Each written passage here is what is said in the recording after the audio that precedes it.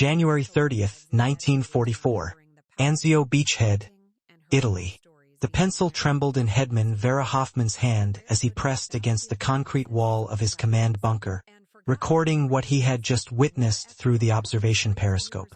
The Americans possess artillery of unimaginable power. Bunker Louisa no longer exists. 4 feet of reinforced concrete gone in an instant. Through smoke and dust he could see the crater where the strong point had stood for 8 months. The bunker, rated to withstand direct hits from 210 millimeters. Shells, according to Wehrmacht engineering standards, had been deleted from existence by a single round from an American super heavy gun, firing from beyond visual range. 32 men of the 3rd Panzer Grenadier Division had vanished along with tons of concrete and steel. The weapon responsible was the M1240 howitzer, making its combat debut with the 697th Field Artillery Battalion. What Hoffman and thousands of German defenders would discover in the coming months was that every assumption about fortification warfare had become obsolete overnight. The U.S. Army had deployed a weapon that could transform the strongest bunker into a tomb with mathematical precision. The M1240 howitzer emerged from a 1940 U.S. Army ordnance study that reached a stark conclusion. Existing American artillery could not defeat modern European fortifications. The largest gun then available, the 155 mm long tom, could damage but not reliably destroy reinforced concrete bunkers that were becoming standard in German defensive doctrine. The specifications demanded seemed impossible. A mobile weapon firing a 360-pound shell over 14 m with sufficient accuracy to hit individual bunkers capable of penetrating 6 feet of reinforced concrete. The entire system had to be transportable by standard military vehicles. Unlike the massive railway guns of World War I, what emerged from Waterfleet Arsenal in New York was an engineering masterpiece. Weighing 64,700 lb in firing position, the M1 required a crew of 14 men and could fire 1 round every 3 minutes when operating at maximum efficiency. The barrel alone weighed 23,000 pounds and measured 35 feet in length, requiring specialized transport on a 6-wheeled wagon. Setup time averaged 8 hours, including excavation of a recoil pit and assembly using the specialized M2 crane that accompanied each weapon. Production began in November 1942 with 6 pilot models. By 1944, Waterflight Arsenal had achieved a production rate of 13 guns per month, ultimately manufacturing exactly 315 units before production ceased in August 1945. Each gun cost $380,000, equivalent to 12 Sherman tanks, but their strategic value would prove incalculable. The 697th and 698th Field Artillery Battalions arrived at the Anzio Beach Head in January 1944, bringing the first M1 240 mm howitzers to combat. The German 14th Panzer Corps had transformed the surrounding hills into a fortress system with interlocking bunkers commanding every approach to the Allied positions. On January 30th, 1944, at 14:30 hours, the 697th fired the first 240 mm round in combat, targeting a German observation post on the Alban Hills. The round traveled 23,000 yards over 13 miles and scored a direct hit. The bunker, along with its observation equipment and crew, ceased to exist. Major Herman E. Smith, commanding the 697th, documented the weapon's psychological impact in his unit history. After our first day of firing, German prisoners reported complete demoralization in their units. They spoke of earthquake shells that made the ground shake for hundreds of meters around impact. Many refused to occupy bunkers after witnessing our strikes. The mathematics of destruction at Anzio were precisely recorded. Rounds fired, 2,847. Bunkers engaged, 67. Bunkers destroyed, 61. Average rounds per bunker, 4.8. Maximum range achieved, 25,100 yards. The German 715th Infantry Division's war diary captured after Rome's liberation noted, American super-heavy artillery makes our fortified positions untenable. Losses from single shells exceed those from day-long conventional bombardments. The breakthrough at Monte Cassino in May 1944 demonstrated the 240 mm howitzers' psychological effect on the defenders was decisive. They understood that nowhere was safe. The 240 mm howitzers fired continuously for 72 hours during the breakthrough battle, expending 1,847 rounds. Post-battle analysis showed that of 43 major German bunkers targeted, 39 were completely destroyed. The 4 surviving positions had been abandoned by their crews after near misses. The effectiveness of the 240 mm howitzer stemmed not just from its massive shell, but from the entire American fire control system. The Fire Direction Center FDC concept refined through 3 years of combat allowed unprecedented accuracy and coordination. Forward observers equipped with SCR 610 radios could call for fire from positions miles from the guns. Their target locations were transmitted to the FDC, where trained personnel used graphical firing tables, slide rules, and meteorological data to compute firing solutions. Within 4 minutes of a call for fire, rounds could be impacting targets over 14 m away. The time on target technique multiplied the psychological impact. Multiple batteries firing from different positions at staggered times could place all their shells on target simultaneously. A German bunker might receive 6 240 mm rounds within a 2-con window over a ton of high explosive arriving without warning. Lieutenant Colonel Thomas B. Hedgen, commander of the 245th Field Artillery Battalion, explained in a 1944 report, "We don't fire barges. We conduct surgical strikes. A forward observer identifies a specific bunker. We compute the solution and we drop 1 or 2 rounds directly on it. The precision terrifies the Germans more than volume of firewood." For M12 40 mm howitzers attached to 19th Corps participated in Operation Cobra, the July 1944 breakthrough from the Normandy beachhead. The German 352nd Infantry Division had fortified every hedge and crossroads around St. Lo, creating a defensive maze that had stalled the Allied advance for weeks. The 272nd Field Artillery Battalion brought their 240 mm howitzers into action on July 24, systematically destroying German strongpoints that had survived the massive carpet bombing. Hill 122, the key terrain feature dominating St. Lo, was fortified with concrete bunkers built into the reverse slopes, immune to aerial bombardment. Technical Sergeant Raymond Jones, Section Chief with Battery A272 Field Artillery, later testified, "We could see the Germans thought they were safe in those reverse slope positions. Observer called in the coordinates. We fired 3 rounds for effect.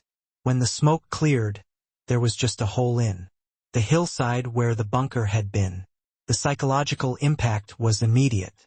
The German 3rd Parachute Division, elite troops who had fought at Cassino, began abandoning prepared positions, rather than face 240 mm bombardment. Their commander, General Richard Schey, was captured on July 31 and told interrogators, "Your super-heavy artillery made static defense impossible. My men, veterans who had never retreated, ran from their bunkers, disappear into the clouds, then come straight down on the German bunkers. The explosion shakes the entire mountain. After we hit a bunker, there's nothing left but a crater." The Fuda Pass fell.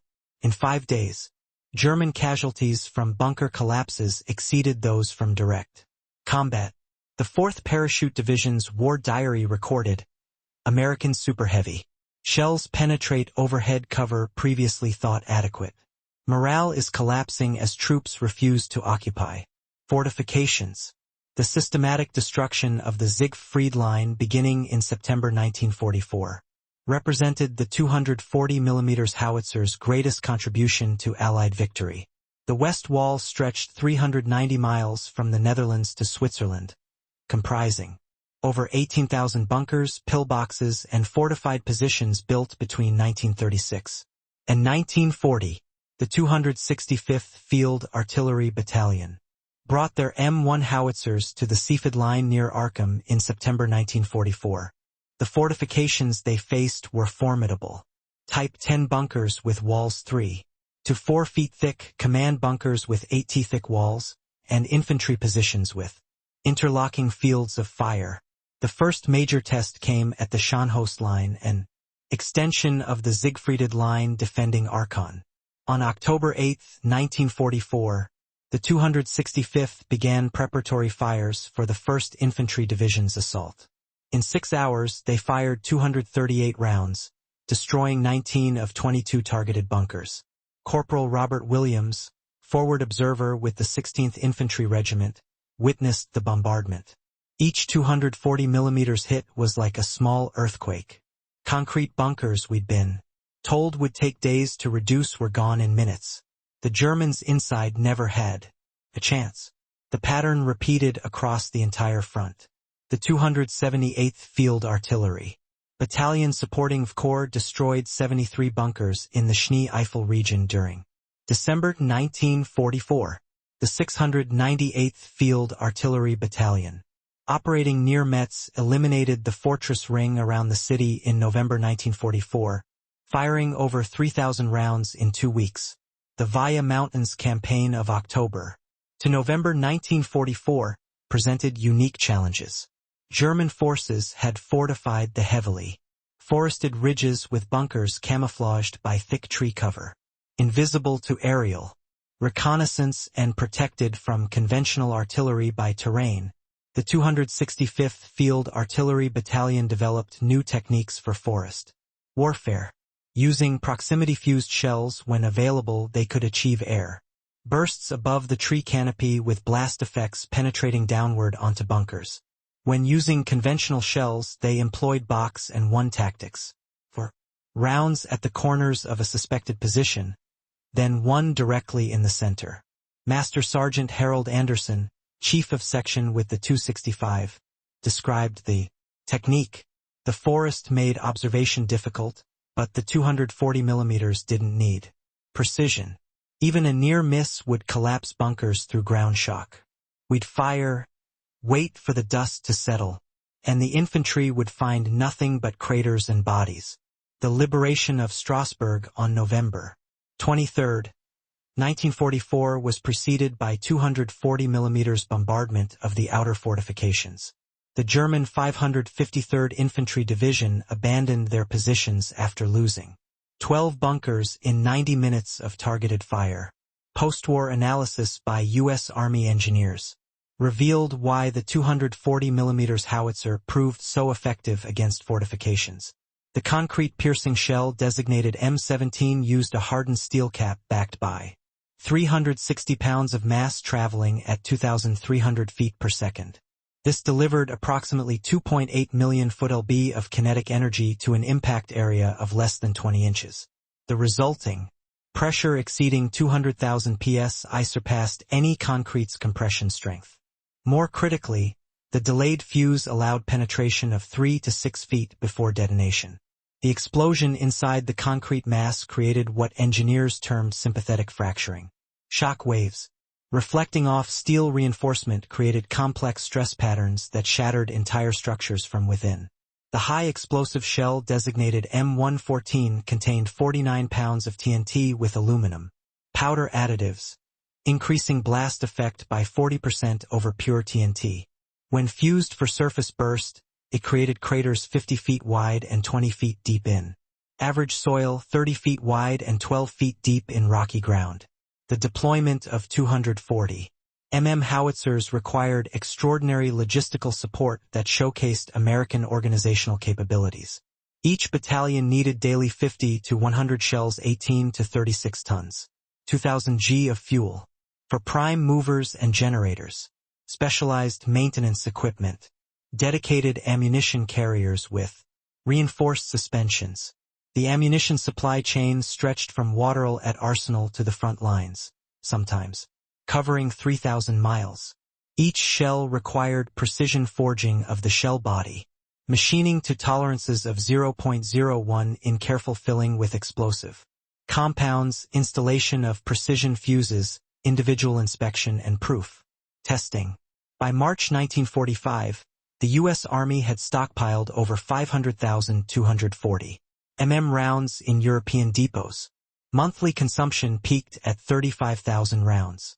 During the Rhine crossings, this represented industrial capacity that Germany, Japan, or even the Soviet Union could not match. The Rhine crossing operations of March 1945 demonstrated the 240 mm howitzer at peak effectiveness. Operation Plunder Montgomery's set-piece crossing on March 23 to 24 was preceded by the largest artillery preparation of the Western War. American 12th Corps contributed 12 240 mm howitzers to the bombardment.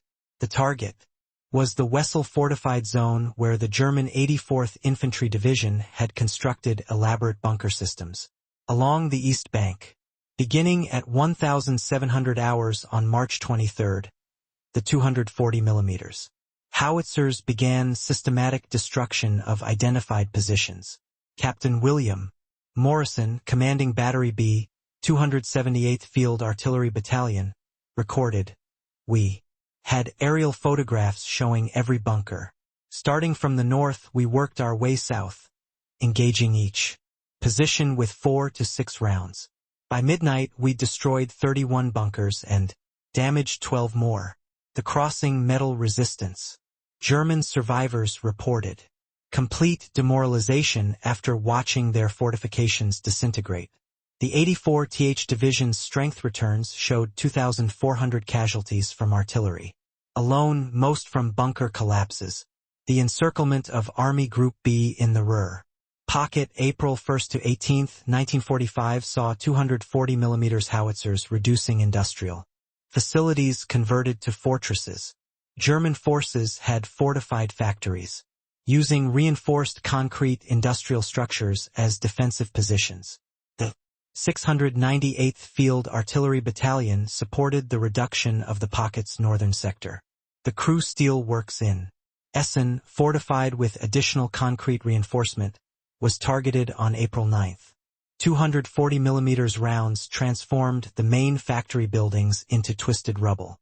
Staff Sergeant James Peterson, forward observer with the 313th Infantry Regiment, witnessed the destruction.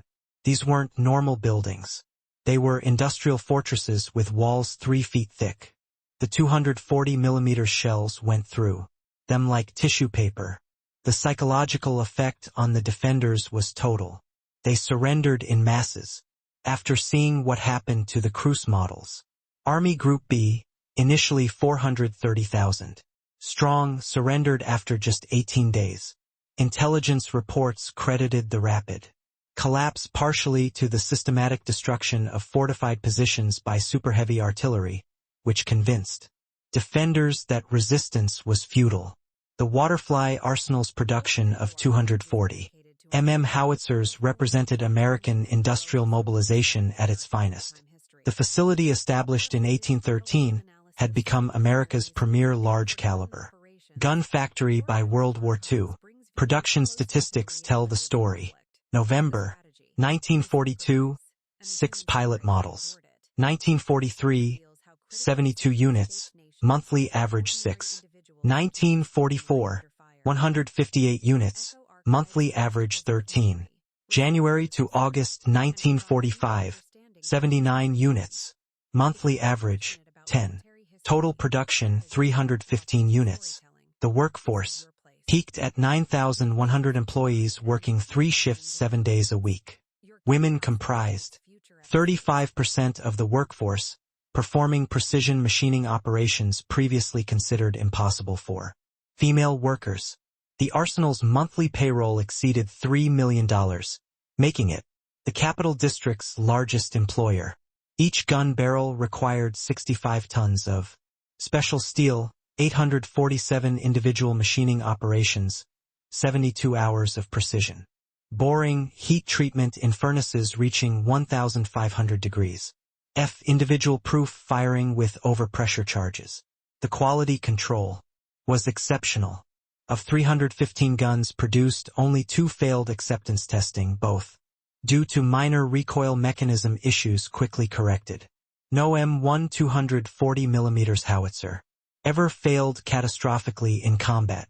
American production of 240mm ammunition defied German comprehension. Waterfly at Arsenal alone produced 2,000 rounds monthly by 1944. Additional production at Picatinny, Arsenal and civilian contractors brought total monthly production to 10,000 rounds by early 1945. Each round represented a masterpiece of mass production shell body forged from 4140 chrome molybdenum steel machine to tolerances of plus or minus 0.0101 in filled with 49 pounds of Gradia AT&T fitted, with precision machined rotating bands individually gauged and inspected. The logistics chain delivered this ammunition with remarkable efficiency. Liberty ships carried 240mm rounds as deck cargo, each ship transporting up to 500 rounds. The Red Ball Express truck convoys included specialized ammunition sections with reinforced vehicles designed for the 360-pound shells. By April 1945, U.S. forces in Europe had expended 118,429 rounds of 240mm ammunition while maintaining theater reserves exceeding 100,000 rounds. This profligate expenditure, impossible for any other belligerent, multiplied the weapon's psychological impact. Operating the M1240mm howitzer demanded exceptional teamwork and physical endurance. Each 14-man crew functioned as a precisely coordinated team with every member essential to the weapon's operation. The crew positions included Chief of Section, NCO commanding the piece, gunner responsible for laying the weapon, assistant gunner operated the breech, number 3 to 8 ammunition handlers, number 9 to 10 operated the M2 crane, number 11 to 12 powder handlers, number 13 to 14 vehicle driver security. Loading the weapon required extraordinary coordination.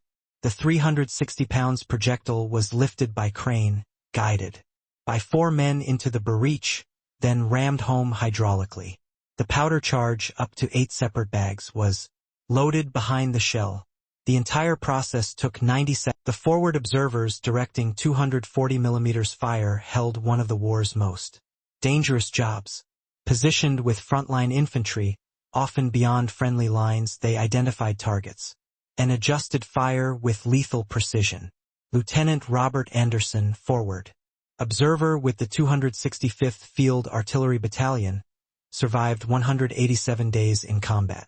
His personal record included directing the destruction of 47 German bunkers. In a 1985 interview, he reflected, "Calling in 240mm was like summoning Thor's hammer. I'd identify a bunker, radio the coordinates, and minutes later it would cease to exist. The power was intoxicating but sobering.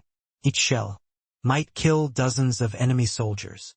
The observer's equipment included BC scope 20 times magnification, M1 plotting board, SCR 610 radio, 48 pounds, backpack unit, map case with aerial photographs, compass and rangefinder.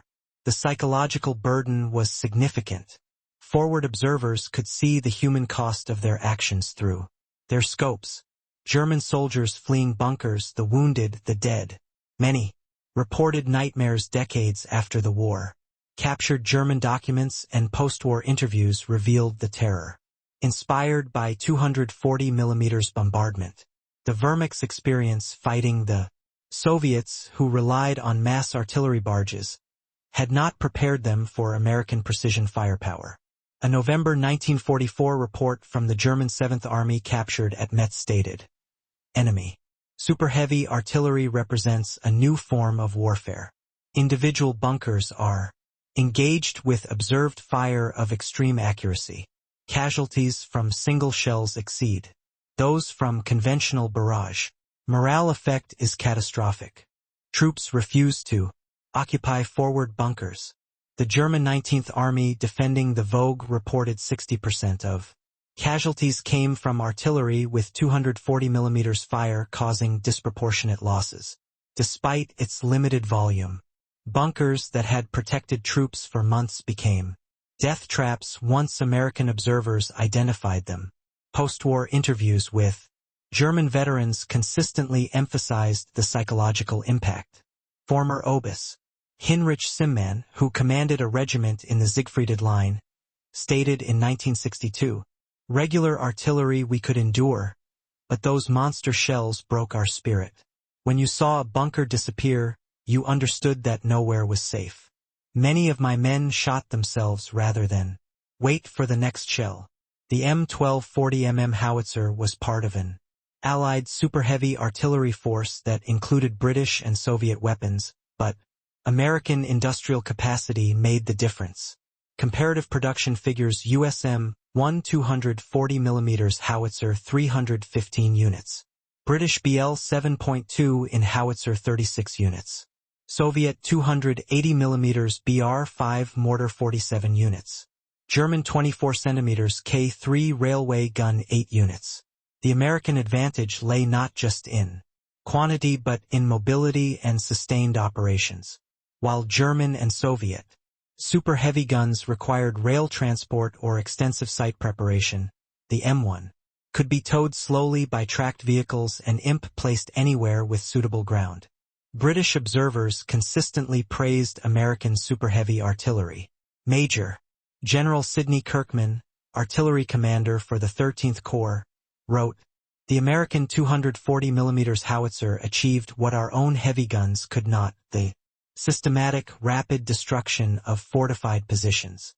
Casino, these weapons were largely responsible for the breakthrough, as Allied forces drove into Germany proper in early 1945, the 240 mm howitzer continued its destructive work.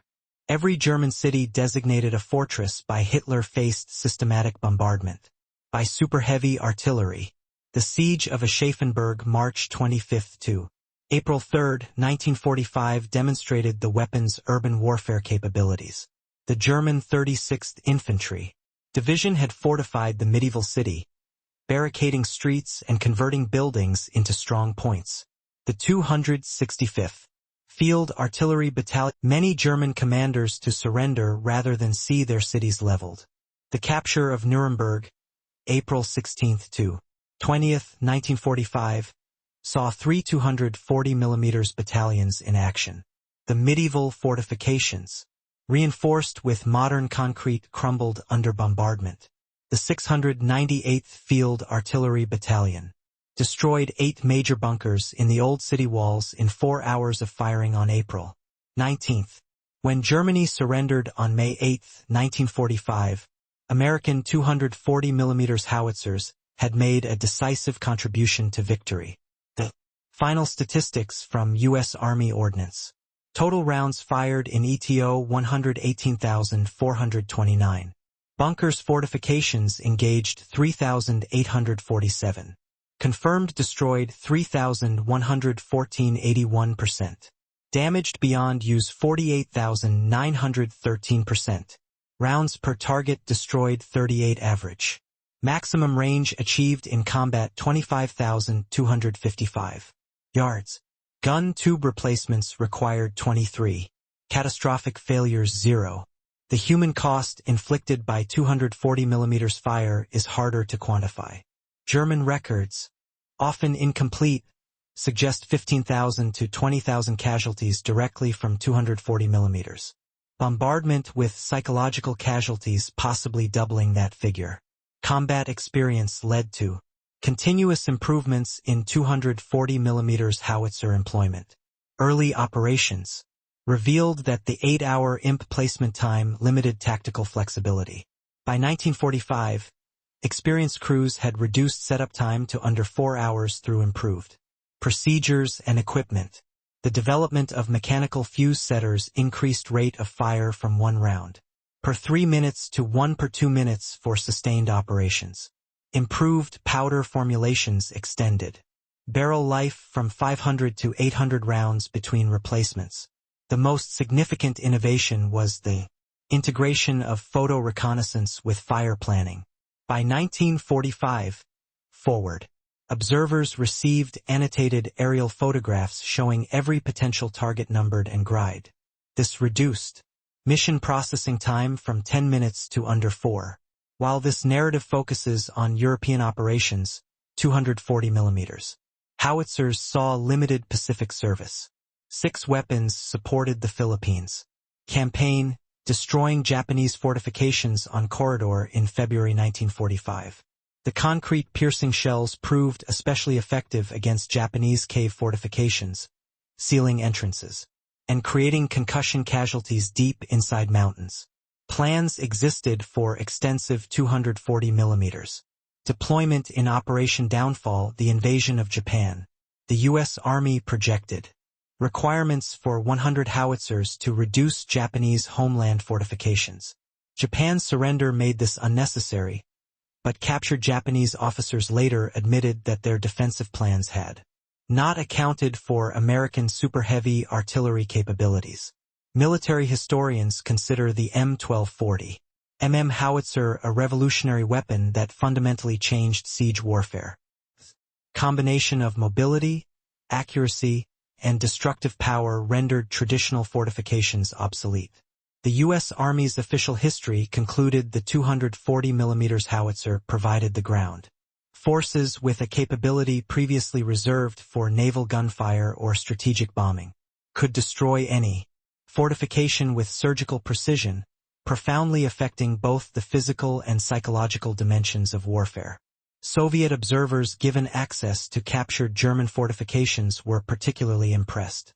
Marshal Vassilii Tukov, who had commanded at Stalingrad, examined destroyed Siegfried Line bunkers and commented, "The Americans found the solution to modern fortifications not mass but precision, one gun achieving what a H-100 Red of ours could not." The terror inspired by 240 mm bombardment left lasting psychological scars. The German Veterans Association documented high rates of specific phobias among survivors. Seismophobia, fear of vibrations, 73% of bunker survivors. Claustrophobia, 67%. Phonophobia, fear of loud sounds, 89%. Dr. Hans Müller, treating veterans in Munich during the 1950s, identified bunker syndrome, a complex of symptoms including nightmares, panic attacks, and inability to enter concrete structures. His research suggested that the sudden, complete destruction of supposedly safe positions created unique trauma patterns. American veterans also carried psychological burdens. Forward observers reported recurring dreams about calling in fire missions. Gun crews described permanent hearing damage despite protective equipment. The physical sensation of firing, the ground shock, chest compression, and overwhelming sound remained vivid decades later. The successful deployment of 240 mm howitzers represented American industrial philosophy, mass production of precision weapons. While Germany produced individual masterpieces like the Karl Gerät 600 mm Mortar 6 built or Shara Gustav 800 mm railway gun 2 built America mass-produced effective weapons. The comparison is instructive. A German 600 mm Kalgaret 6 produced 24-hour setup 1 round per 10 minutes. American 240 mm M1315 produced 4-hour setup 1 round per 2 minutes. This represented different approaches to warfare. Germany sought wonder weapons Bunvan that would provide decisive advantage through technological superiority. America sought producible weapons that would provide advantage through quantity and reliability. The 240 mm howitzer program cost approximately $120 million in 1945, including development, production, and ammunition. This equaled the cost of 40 B-24 bombers or 1,600 Sherman tanks. Yet the strategic impact, the ability to reduce any fortification, quickly justified the investment. The M1240 mm howitzer's influence extended beyond World War II. Success demonstrated the value of super-heavy mobile artillery, influencing Cold War weapon development. The Soviet Union developed the 2S4 Tilepan 240mm self-propelled mortar, citing American World War II experience. The fire control techniques developed for the 240mm, particularly the FDC system and integration of aerial reconnaissance, became standard for all artillery. Modern GPS-guided munitions trace their conceptual ancestry to the precision fire missions of 1944 to 45. Several M1 howitzers survive as monuments. Fort Sill, Oklahoma displays serial number 14, which fired the first combat round at Antio. The Wharf Arsenal Museum preserves number 1, the prototype that proved super heavy mobile artillery was possible. The M1240mm howitzer achieved something rare in military history. It rendered an entire category of military architecture obsolete. For centuries, fortifications had provided defensive advantage. Concrete and steel bunkers represented the ultimate expression of this philosophy. The 240mm howitzer ended that era in 18 months of combat. General Dwight D. Eisenhower in his post-war memoir wrote, "The 240mm howitzer gave us the ability to crack any defensive position quickly. And economically, it saved thousands of Allied lives by eliminating fortifications that would have required costly infantry assaults." Field Marshal Albert Kessler, defending Italy and later southern Germany, offered the enemy's perspective. The American 240mm gun was a weapon against which we had no answer. Our bunkers, built at enormous cost in materials and labor, became death traps. The psychological effect was devastating. Troops lost faith in any defensive position. Behind the statistics were individual soldiers whose service brought victory. Their stories, preserved in unit histories and personal memoirs, humanized the mechanical destruction. Sergeant David E. Mathis, 697th Field Artillery Battalion, served from Anzio through the war's end, participating in the destruction of over 100 enemy positions. In a 1990 interview, he reflected, "We knew we had something special. When the infantry called for us, we could eliminate obstacles that had stopped entire divisions. But we also knew every shell might kill dozens of enemy soldiers. It was necessary, but it wasn't easy." Lieutenant Harold Saunders, 272nd Field Artillery Battalion, directed fire during the Normandy breakout. His forward observer team spent 73 consecutive days in combat, calling in missions that destroyed 31 German strong points. The 240mm was our ace in the hole. When nothing else worked, when the Germans thought they were safe, we could reach out and touch them. It saved American lives, and that's what mattered. These men and thousands like them operated weapons of unprecedented destructive power with professional precision. They transformed American industrial might into battlefield victory, one devastating round at a time. German tactical doctrine evolved rapidly in response to 240mm bombardment, though no truly effective countermeasure emerged. By late 1944, Wehrmacht defensive instructions emphasized dispersion and camouflage over fortification. The German 7th Army's December 1944 tactical directive stated, "Fixed fortifications must be abandoned when American super-heavy artillery is present. Troops should construct field positions frequently relocated with overhead cover sufficient only for conventional artillery. Bunkers concentrate casualties rather than preventing them." This represented a complete reversal of German defensive doctrine developed over decades. The Prussian tradition of elaborate field fortifications refined through World War I and the Eastern Front crumbled before American firepower. Crews suffered extensive hearing damage. Post-war Veterans Administration studies found 90% of 240mm veterans had significant hearing loss. The concussion from firing caused chronic traumatic encephalopathy in some long-service crew members. Forward observers suffered the highest casualty rates of any artillery specialty. Of 127 forward observers trained for 240mm battalions, 31 were killed and 43 wounded. a 58% casualty rate. Their exposed positions and the value Germans placed on eliminating them made survival unlikely. Mechanical failures, while rare, could be catastrophic. On March 3, 1945, a premature detonation in the bore of a 240 mm howitzer near Pum killed 5 crew members. Investigation revealed a faulty fuse, leading to improved quality control procedures. The logistical burden was immense. Each 240 mm battalion required 67 vehicles, including specialized prime movers, cranes, and ammunition carriers. Fuel consumption averaged 2,000 gallons daily when moving. The weapon's weight, damaged roads, requiring engineer support to maintain supply routes. The M1240 mm howitzer represented American warfare philosophy at its most effective. Overwhelming firepower delivered with precision, backed by unlimited industrial production. While individual German bunkers might have been stronger, American industry could destroy them faster than Germany could build them. This mathematical certainty of victory through production terrified German commanders more than tactical defeat.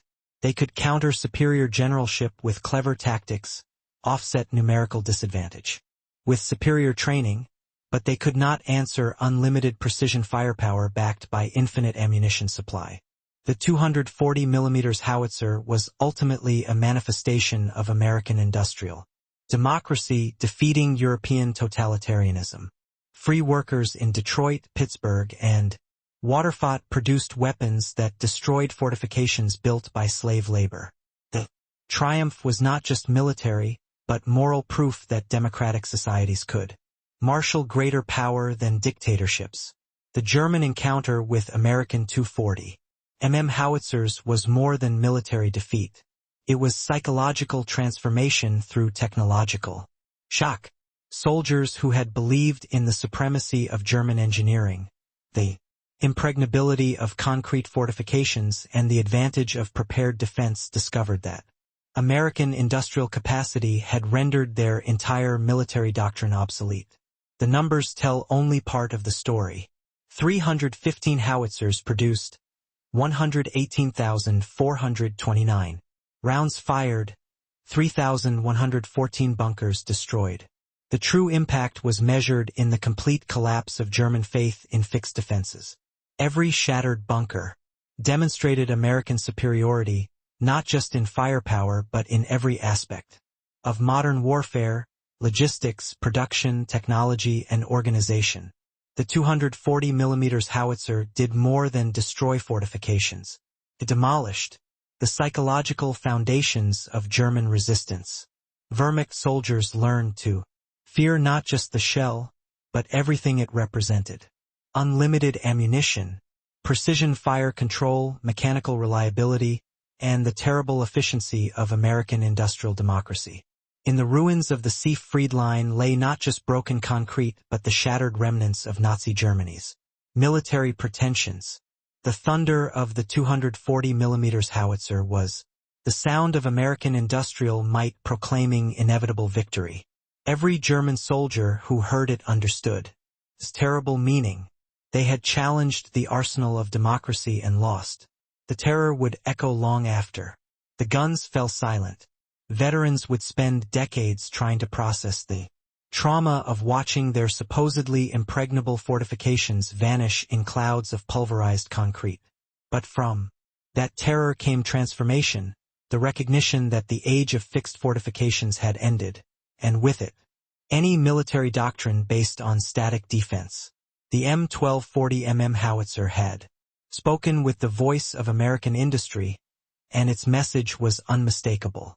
In modern industrial warfare, there is no defensive position that cannot be destroyed, no fortification that cannot be breached, no bunker that cannot become a tomb. The Germans were not simply terrified when US 240 mm howitzers obliterated their fortresses. They were transformed by the revelation of American power that made resistance genuinely futile. In the end, the greatest victory of the 240 mm howitzer was not the fortifications it destroyed, but the minds it changed.